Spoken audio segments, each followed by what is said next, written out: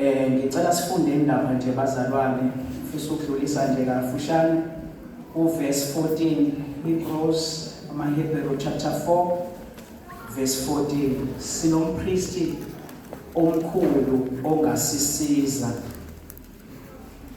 Ngakho ke lokho sinompristi omkhulu kakhulu odabulile amazulu, uJesu indodana kaNkulunkulu.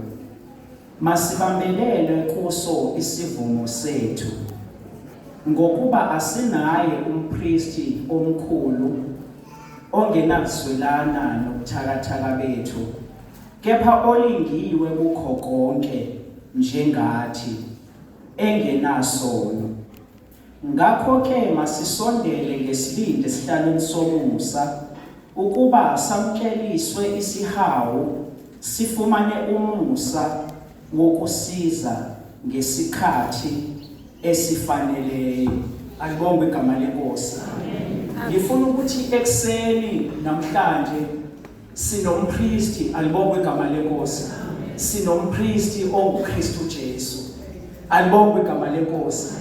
Nizokhumbula abazalwane ukuthi indaba yompristi yaqhamuka ngoba kubonakala ukuthi abantu abakwazi ukuhlalelana noNkulunkulu bengoni.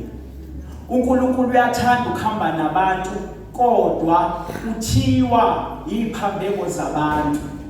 Alibonge igama lenkosi. uNkulunkulu wayese-introduce lento yompristi. Bazokhumbula abazalwane ukuthi yaqala leyo nkonzo leyo, yaqala ngo-Aaron namadodana akhe, ibona abagcotshelwa imbazalwane ubupristi. Ayibonge inkosi. Kwabantu labo ababethunywe uNkulunkulu ukuthi abaperforme umsebenzi wokushwelezela abantu eziphambekweni zabo. Ayibonge igama lenkosi. Ngoba umuntu wayeseqaleni nje bazalwane, umuntu uyahluleka. uNkulunkulu inzalo yokuqala le eyaba namanefile laba uNkulunkulu waziwayisola, kwakuyinzalo noma wayibhubhisa yonke, wasindisa uNowa. Kwathi noma sekufika uNowa wazala naye, kodwa abantu baqhubeka bona, ngoba into umuntu idinga ukusihlezi njalo justify. Alibonge igama lenkosi. Umuntu udinga ukujustifywa azayofa. Alibonge igama lenkosi. Asindiswanga ngoba nangu besingcono kunabanye, noma asibizwa ngokuthi sabangcwele ngoba kukhona izinto ezinkulu esizenzela uNkulunkulu. Ingoba igazi likaJesu ilona elehla, noma kwehla uJesu wayesiyasihlangulula ngegazi ukuze sibukele uNkulunkulu. Ngawakha amandla ngeke uNkulunkulu azabuka.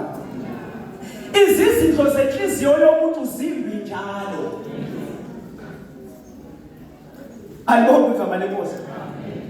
Izizindlo zenhliziyo yomuntu nje bazalwane, kuze kwasho yena nakezobhubhisa laba bokuqala, wathi ngiyayisola ukuthi ngimenzelele umuntu ngoba izizindlo zomuntu zimbi njalo. Kodwa into engizoyisho namhlanje kuseni, inyoda ukuthi ulahlwe ukuthi kwehla umpristi. Angithuma amavuso ukuthi wehla lo priest ngoba lo priest oqala namadodana akhe kwabapriest abazofika babephela. Angithi bazalwane, lo priest oqala wayephela, nalezi zinto zakhe zayiphela. Alibonge igama lenkosi. Kodwa kwabiza ukuthi akwehla ongapheli. Ngishiso yini ukuthi akapheli? Angithi bazalwane, lithi iBhayibheli uKristu Jesu namanje eduze kwesihlalo sobukhosi usawumpristi. Namanje uJesu usawumpristi. Lithi iBhayibheli yena wangena ethabanakele engenziwanga ngezandla, kodwa ithabanakele lokuqala lalikhona before leli lika-Aaron. Namanje usakhipha igazi lakhe libe umnikelo ngenxa yezinto ezizenza mina nawe sesikholwa.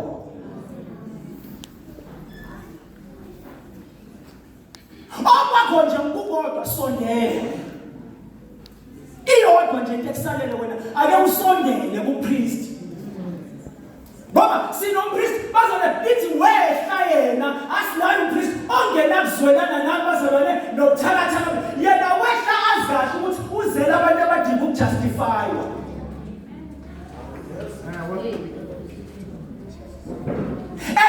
Yena wayengeve ngoba enza lenkonzo yokunikela ngoba nabo ethunyiwe. Uzokhumbula ukuthi uAaron wayenza lenkonzo ngoba wayethunyiwe futhi eholelwa ngayo. Kodwa yena wenza ngoba eyidela yena.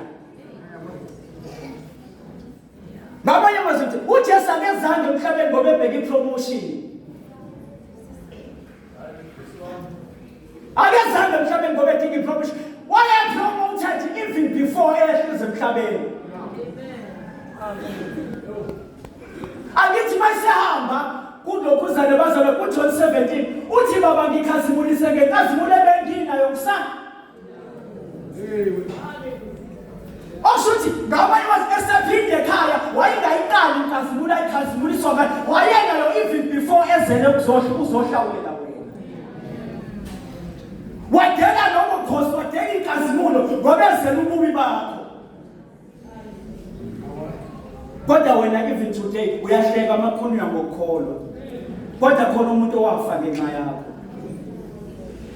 Futhi wena uzokhola usumdala uzoba serious ngoba naku usungomuzi wakho. Ayibonge igama lenkosi. Uyazwelana nobuthakathaka bakho.